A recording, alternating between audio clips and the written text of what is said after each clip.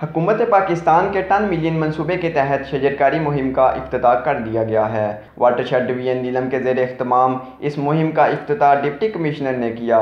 इस मौका पर पाक फ़ौज और वाटरशेड के DFO शहबाज खान भी मौजूद थे। वाटरशेड डिवीजन की जानब से वादी नीलम के मुख्तलिफ इलाकों में शजरकारी की जा रही है, जिसमें तलबा समेत सियाहों और शहरियों ने पौधे लगाए। दरख्त लगाना इतना शायद आसान है, लेकिन उसको पालना और उसको पौधे को दरख्त में बदलना असल चैलेंज है हमारे लिए। और वो हम लोगों की मुआवनत के बगैर, लोगों के ताउन के बगैर हम लोग नहीं कर सकते।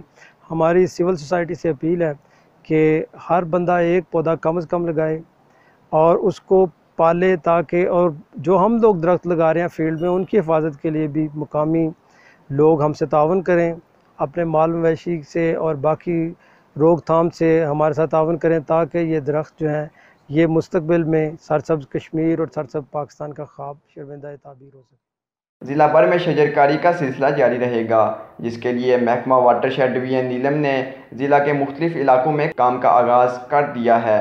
बिलियन ट्री प्रोजेक्ट वज़ीर-ए-आज़म पाकिस्तान इमरान खान का विजन है, जिसे कामयाबी के साथ मुकम्मल करने के लिए महकमा कोशां रहेगा।